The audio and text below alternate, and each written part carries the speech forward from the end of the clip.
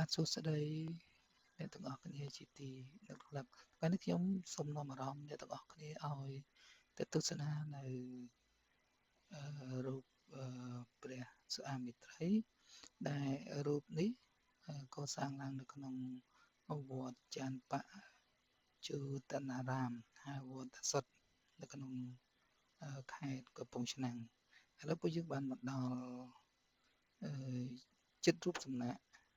ព្រះសុអាមេត្រីហើយជាសូមទៅទស្សនាទាំងអស់គ្នាបាទបងប្អូនពេលដែលឡើងដល់រូបសុអាមេត្រីនេះគឺមានអារម្មណ៍ថាជ្រះថ្លាណាស់ហើយខ្យល់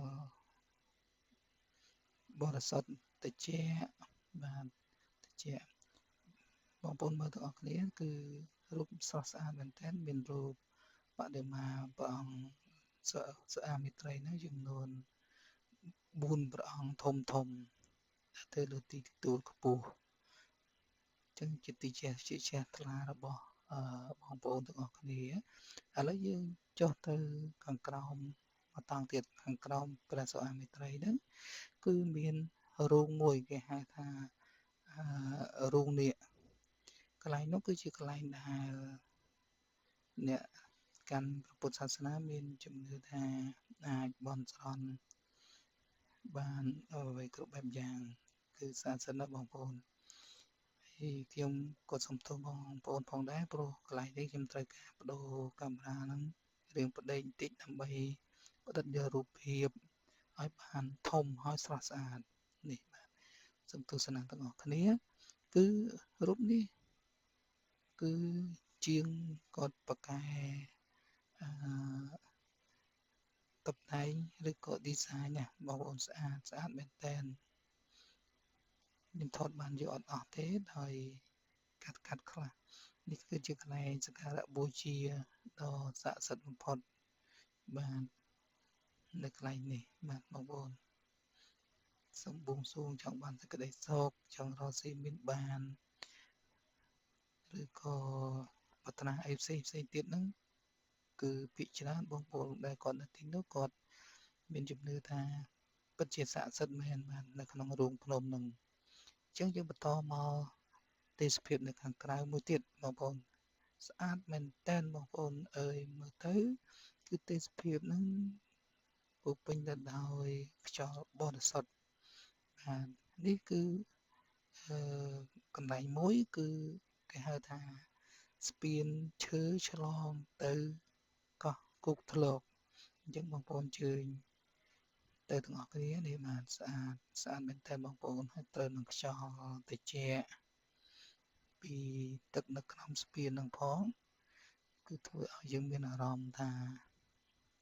ដូចជាបាត់នៅការ stress អញ្ចឹងសូមឆ្លងកាត់ស្ពាននេះទាំងអស់គ្នាបាទស្ពាននេះស្ពានឈើតែជាប្រភេទឈើមួយដែលល្អហើយខ្យល់ត្រជាក់ទឹកមកពីខាងក្រោមទៀតគឺត្រជាក់មែនតើហើយមានអារម្មណ៍ថាស្រស់ថ្លាបងប្អូនអញ្ចឹងសូមទៅទាំងអស់គ្នានេះបាទស្ពាននេះស្អាតណាស់បងប្អូនទេសភាពនៅទីនេះគឺស្អាតមែនតើបើបងប្អូនមានពេលវេលាអាចអញ្ជើញទៅទស្សនាទៅថតរូប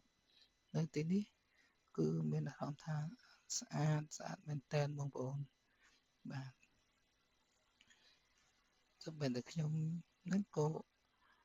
មានអារម្មណ៍ថាអត់ចង់ដើរទៅមុខដែលបងប្អូនចង់ថតឲ្យបានច្រើនតិចព្រោះកន្លែងនេះជាកន្លែងមួយថ្មីទើបតែរៀបចំកសាងហើយថ្មីអញ្ចឹងអត់ទាន់សូវមានប្រិយមិត្តគាត់ស្គាល់អញ្ចឹងខ្ញុំចង់ប្រាប់បងប្អូនថាគឺជាកន្លែងមួយដែល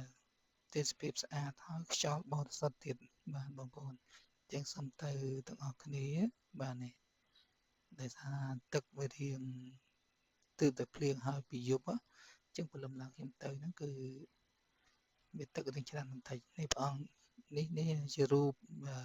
ព្រះអង្គគោកធ្លកដែលយើងឆ្លងស្ពានមកអំបញ្ញមិញហ្នឹងក៏ជាទីសក្ការៈមួយកន្លែងដែរបូជាបួងសួងសូមសេចក្តីសុខសេចក្តីចម្រើនទាំងអស់គ្នាបាទ បងប្អូនក៏លេចមើលទេសភាពនៅខាងក្រៅខ្នងខ្ញុំគឺស្អាតមែនតែនបងប្អូនស្អាតណាស់បងប្អូន